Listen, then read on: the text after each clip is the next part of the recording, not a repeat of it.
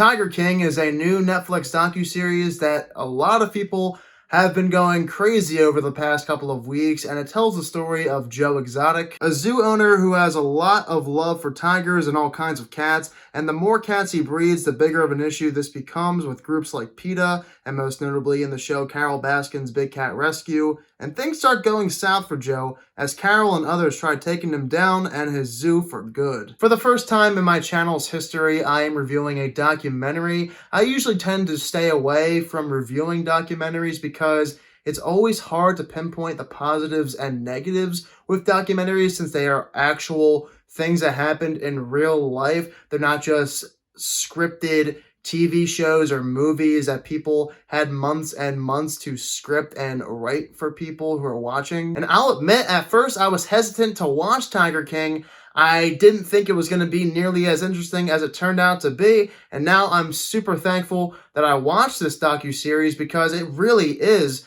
one that's worthy of watching, regardless if you are a big fan of animals or not. There's something here for, I think, everybody. I want to begin my review by mentioning something that my brother said to me that caught my attention. He said that in the first 2 episodes, it's a pretty funny show. There's a lot of shenanigans. These characters in the series are all kind of crazy. You don't know exactly what their deal is, and you don't know what could happen to these characters throughout the rest of the documentary. And then eventually by episodes 3, 4, 5, whatever else, it just starts getting a lot more serious, and you know that things are about to go down. I am pleased that there was a tonal shift that occurred in the series after the first 2 episodes. If it stayed the same throughout all 7 episodes, it probably would have started getting really old by episodes 4 and 5. But one thing I really loved about Tiger King was how this entire series was told through interviews. Not a narrator. There was no narrator in the series,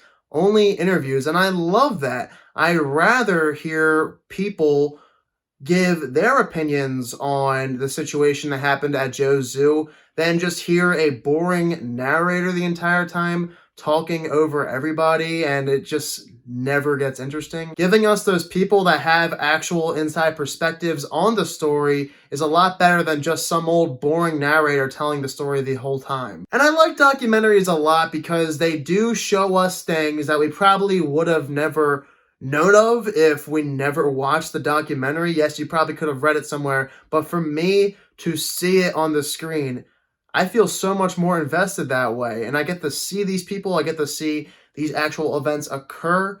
That's why I think this is such a good series, because if somebody told me this without me even seeing it, I probably would not have believed them. But me actually seeing what's happening on the TV screen, that gives me a lot more of a shock factor moving throughout my body rather than if it was the opposite way around. For instance, I had no idea there was going to be some murder cases involved in Tiger King.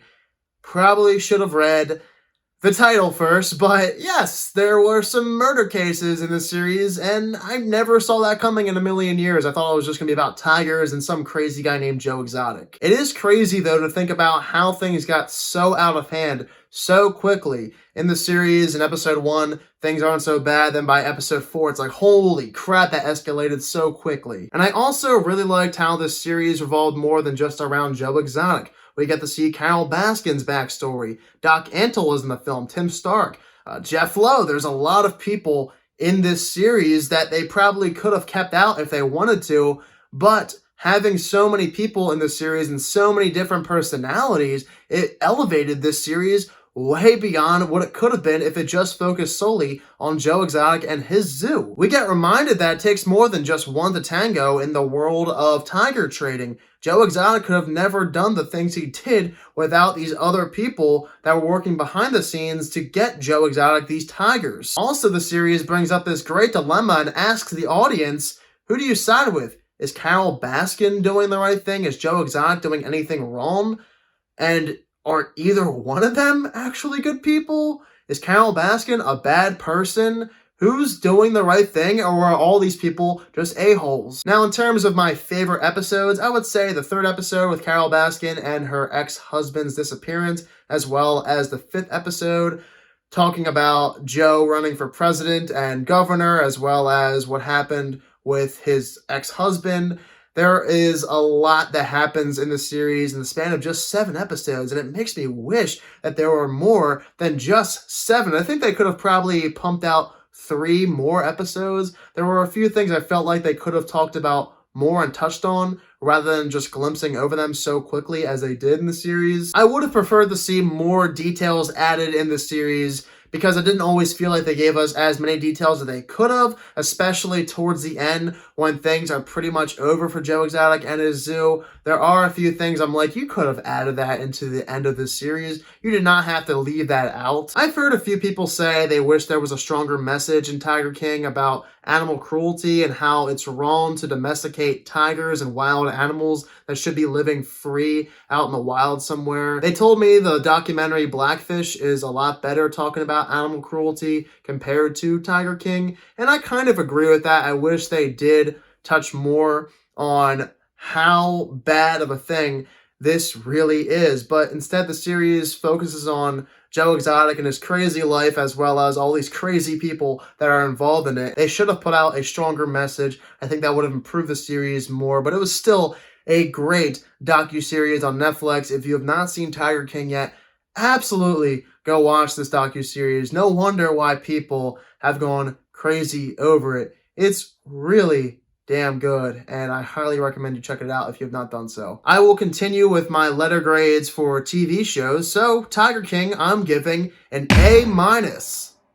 Alright, for those of you who have seen Tiger King on Netflix yet, be sure to let me know down below in the comment section what your thoughts are of it. Next up, I will be doing more reviews as well as special videos coming out very soon, so get prepared for a lot more content on my channel in the midst of this coronavirus pandemic that is still happening, unfortunately. James Bond would actually be coming out next week, now that I think about it. Oh, man. Try to keep my composure here. As always, for those of you who are new to my channel, click the subscribe button and give this video a thumbs up if you enjoyed it. Thank you all so much for watching this video, and I hope you all have a fantastic day.